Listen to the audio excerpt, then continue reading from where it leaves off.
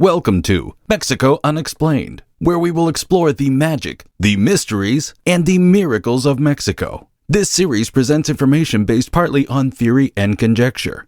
The podcaster's purpose is to suggest some possible explanation, but not necessarily the only ones to the subjects we will examine. Here is your host, Robert Bitto. Welcome, and muy bienvenidos to episode number 193 of Mexico Unexplained, where we examine the magic, the mysteries, and the miracles of Mexico. I'm your host, Robert Bitto.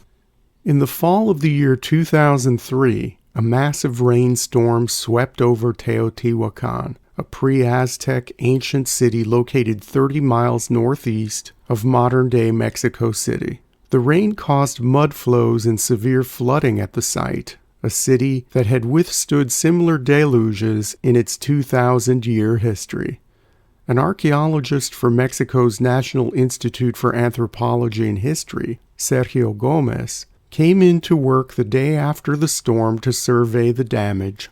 Gomez noticed something interesting on the side of the Temple of the Feathered Serpent, sometimes referred to as the Temple of Quetzalcoatl, or the Pyramid of Quetzalcoatl. The city's third largest pyramid on the southern terminus of the Avenue of the Dead is home to carvings of plumed serpents and is part of the Ciudadela or Citadel complex. On the side of the temple, Gomez discovered a sinkhole measuring about 3 feet across. The archaeologist got closer to the hole, but was afraid of weakened earth around it, so he stood on part of the temple closest to the hole and shone a flashlight into the dark pit. He couldn't make out anything, so he asked his colleagues to lower him down into the hole with a rope tied around his waist. Gomez found himself in the middle of a man-made tunnel, with 2 ends blocked off by huge boulders. Digging would start 6 years later. Although this wasn't the first tunnel to be discovered existing under the ruined city of Teotihuacan, what the Gomez team would eventually find would be considered one of the most important discoveries at an ancient Mexican site ever made.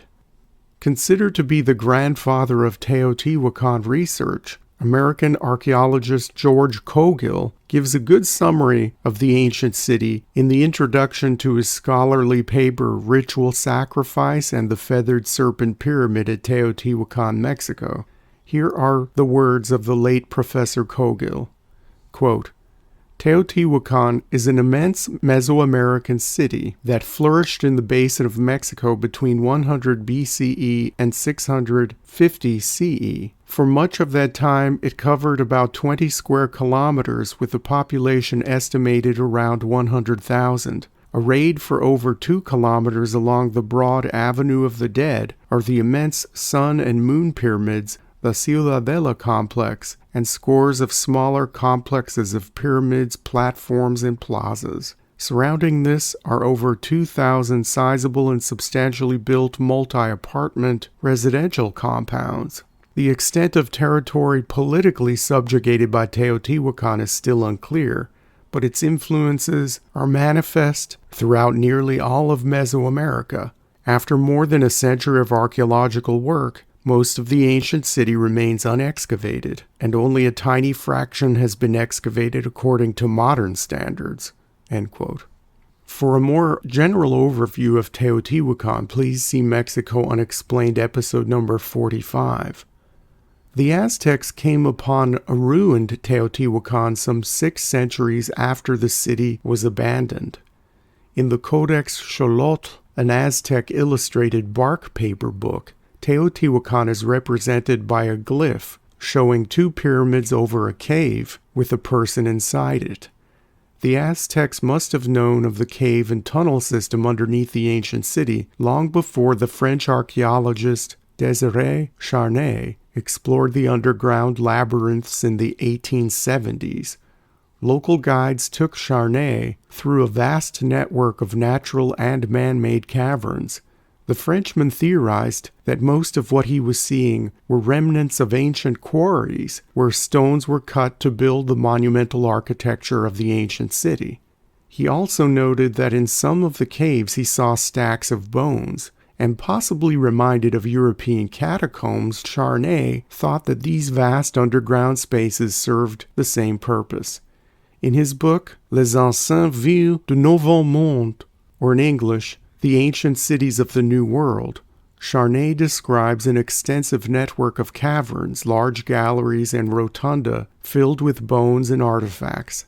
Another tunnel, whose entrance was a little over a mile from the Pyramid of the Sun, seemed to head toward the Great Pyramid in a straight line. Charnay could only make it through half a mile into the tunnel and noted that it seemed to go on forever, leading some to believe that it was a straight shot to some chambers underneath the city's largest pyramid. The entrance to this long tunnel has not been rediscovered. In Charnay's day, there were also rumors of a 40-mile-long tunnel heading out of the city to the southeast, connecting Teotihuacan to the town of Amecameca at the foot of the snow-covered volcano Iztaccíhuatl. The existence of that tunnel has never been verified. In the 1950s, French-American archaeologist René Millon theorized that the gigantic Pyramid of the Sun sat atop various subterranean chambers and a possible tunnel network. He began digging and found an underground blocked pit that he thought could lead to a gigantic tomb or elaborate royal burial. Millon stopped digging short of his goal of finding anything of consequence, let alone the tunnel system he had hoped for. In 1971, archaeologists took Millon's ideas and started looking for a tunnel system connected with the Pyramid of the Sun. They did find an entrance to a tunnel that ran for over 300 feet. The tunnel took them to a series of chambers that branched off into the shape of a four-leaf clover, which sat directly underneath the pyramid. Although blocked off, the tunnel had been accessed in ancient times and the chambers had been looted, probably by either Toltec or Aztec treasure hunters. The 1971 archaeological team only found pottery fragments and small flecks of obsidian in the large clover-leaf-shaped caverns. There was no elaborate tomb a la King Tut that René Millon had hoped to find decades before. The tunnels underneath the Pyramid of the Moon at Teotihuacan are a more recent discovery and have yet to be physically explored. The Moon Pyramid is the second largest pyramid at the site, located at the northern end of the Avenue of the Dead and in front of the Plaza of the Moon. Burials have been found inside the pyramid, which may have included sacrificial remains. Some of the remains have deformed skulls and were buried with grave objects made of green stone and jewelry. In 2018, tunnels and a chamber measuring 49 feet in diameter were discovered underneath the pyramid without ever using a pickaxe or shovel. Researchers from the Mexican National Institute of Anthropology and History and the Institute of Geophysics at the National Autonomous University of Mexico, or UNAM, mapped an image of the area beneath the Pyramid of the Moon using a technique called electrical resistance technology. About 26 feet beneath the pyramid, they discovered the large chamber and a system of tunnels connected to it. Mexican archaeologist Veronica Ortega, director of the Integral Conservation Project for the Plaza of the Moon, believes that what her team will find inside the main chamber will most likely be more of what has been discovered already: burials and associated funerary objects. The conservation project is still in the process of submitting the proper plans and other paperwork to the Mexican authorities to do some actual digging. To use the process at the Temple of the Feathered Serpent as an example, Ortega may be waiting a good 5 years or more to get the various permits and permissions needed to do real physical excavations and investigations.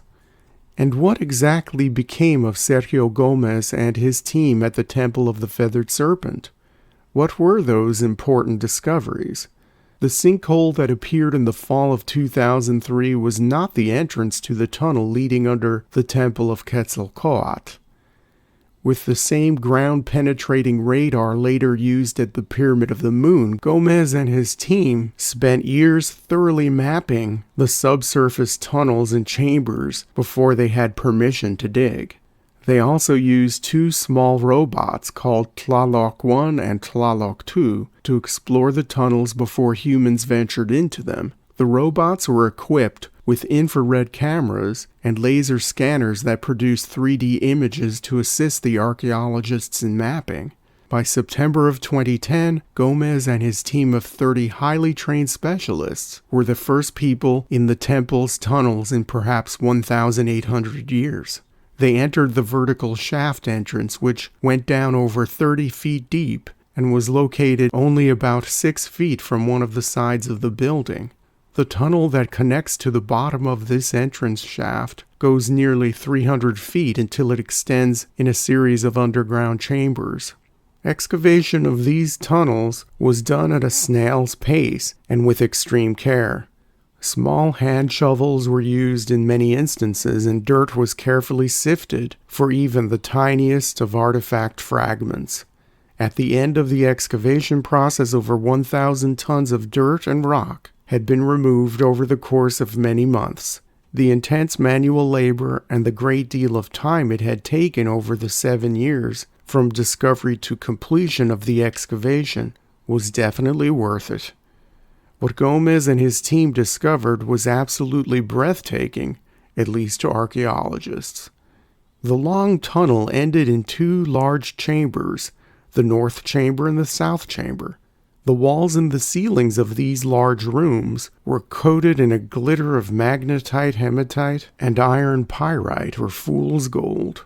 When light shines on these surfaces, it almost looks like one is looking at the shimmering stars of the night sky.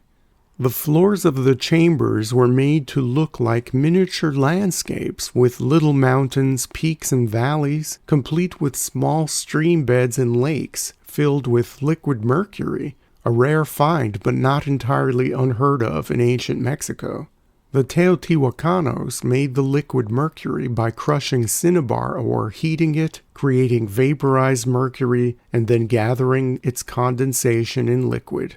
Situated in this miniature landscape were 4 small green stone statues looking up at one focal point on the ceiling, perhaps at the very point where the ancients believed where the various planes of the universe meet. In their sifting of the soils and throughout their general exploration of the tunnel and chambers, the archaeological team found some 100,000 objects and pieces of objects. These included a wide array of things: bones of gigantic cats, wooden masks with jade inlays, necklaces, rings, human figurines, crocodile teeth, exotic shells from the Caribbean, jaguar carvings, crystals carved into human eyes, pottery of all shapes and sizes, and even a box containing an arrangement of beetle wings. Although there were fragments of human skin discovered, there were no other human remains or burials. Perhaps the most curious discovery was an abundance of small metallized spheres, hundreds of them, found in the north and south chambers. They measured from a fraction of an inch to over 5 inches across. Called by some mini disco balls, these small globes were made of clay and coated with jarosite, a golden mineral formed in ore deposits by the oxidation of iron sulfides, specifically pyrite. The esteemed Teotihuacan researcher, Professor George Cogill, although not part of the Gomez project team, gave statements to the press about the strange spheres. Cogill said, quote, "Pyrite was certainly used by the Teotihuacanos and other ancient Mesoamerican societies. Originally, the spheres would have shone brilliantly. They are indeed unique, but I have no idea what they mean." End quote. Since Cogill's remarks, a few people have stepped up to offer alternative theories on what these small shiny orbs were used for. Were they sacred offerings to the gods? Did they serve as some sort of currency or measure of wealth? Were they used to illuminate the dark tunnels and chambers somehow like light bulbs? What Cogill said a few decades ago still holds true today. Only a fraction is known about the history and culture of the ancient city of Teotihuacan. A site of this magnitude requires a great deal of work. Perhaps in a few years the story will be clearer when Veronica Ortega gets the green light on her project and her team is allowed to explore the newly found tunnels under the Pyramid of the Moon. What will eventually be found in those tunnels and chambers may completely change our understanding of this magnificent civilization, or it may just further intensify the mystery.